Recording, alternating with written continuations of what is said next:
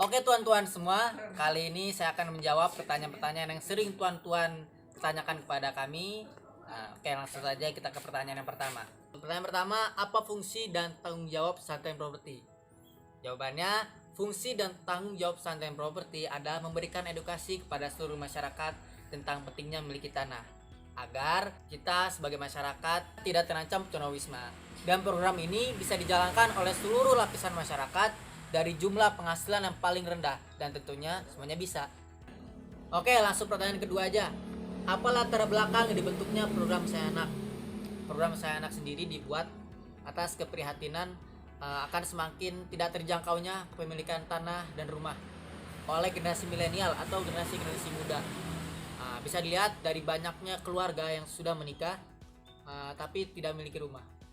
Oke, Tuan, langsung aja pertanyaan ketiga. Yang ketiganya, apa tujuan program Saya Anak? Program Saya Anak sendiri adalah memampukan setiap warga negara agar dapat memiliki tanah dan rumah dengan cara mengedukasi akan pentingnya memiliki aset properti, bukan menjadikan masyarakat sebagai objek bisnis properti, melainkan masyarakat diajak bersama-sama dalam berkontribusi dalam pembelian aset properti berbentuk tanah agar harga tanah dapat terjangkau dan terbeli. Otomatis, memiliki aset properti menjadi murah dan sangat mudah untuk seluruh lapisan masyarakat Indonesia. Langsung aja ke pertanyaan keempat. Siapa saja yang bisa bergabung di program Sayang Anak? Yang dapat bergabung di program Sayang Anak sendiri adalah seluruh warga negara Indonesia dengan umur minimal 15 tahun untuk anggota, dan untuk pengurus minimal umur 21 tahun. Oke Tuan, langsung aja ke pertanyaan kelima. Pertanyaan kelima nih, apakah setiap anggota harus ikut program pelatihan atau edukasi? Nah, seluruh peserta wajib mengikuti program ini karena prosesnya sendiri adalah keutamaan dalam program Saya Anak, agar para anggota kedepannya dapat mengembangkan program Sayang Anak secara mandiri. Oke Tuan, kita minum dulu sebelum lanjut ke pertanyaan ke-6. Alhamdulillah. Lanjut ke pertanyaan 6. Berapa orang anggota dan pengurus pada satu grup program Sayang Anak? Nah, satu grup program Sayang Anak kurang lebih ada 250 anggota. Nah, diantaranya itu harus ada pengurus.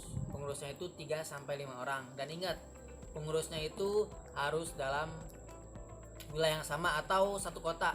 Nah, pengurusnya itu harus sama-sama satu wilayah. Oke Tuan, pertanyaan ke-7. Siapakah yang menjadi pengurus pada satu grup program Sayang Anak?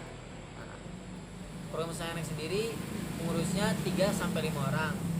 Nah, 3-5 orang ini pengurusnya itu harus dalam satu kota yang bersama. Ibaratnya Semarang dengan Semarang, Bogor dengan Bogor, tidak boleh Bogor dengan Jombang, Bogor dengan Jogja, itu nggak boleh, supaya mengkoordinasi itu lebih gampang. Dan pengurusnya itu harus bergiliran dalam satu grup itu.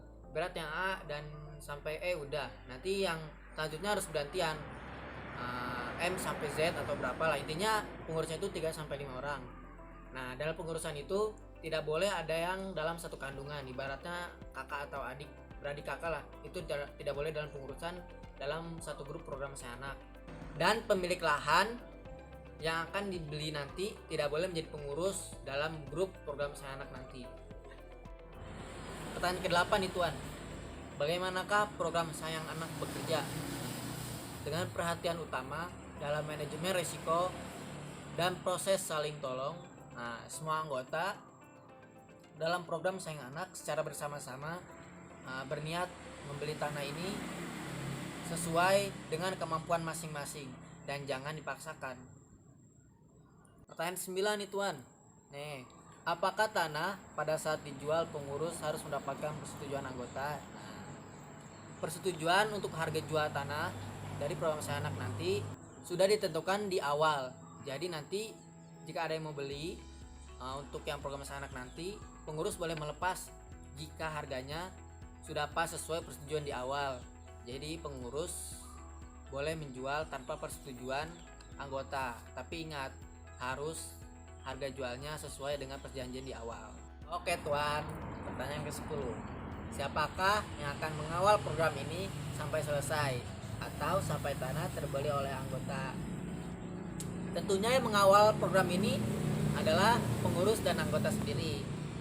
Tentunya Standard Property akan mengadakan kelas edukasi selama 5 kali pertemuan dan fokus dalam manajemen risiko. Setelah anggota dan pengurus sudah paham, baru bisa mengeksekusi lahan. Nah, tentunya selama mengeksekusi lahan nanti, Standard Property akan terus membimbing sampai pertemuan pertama ini beres. Nah, nanti untuk pengembangan dan lain-lain itu boleh dilaksanakan setelah pembelian tanah yang pertama.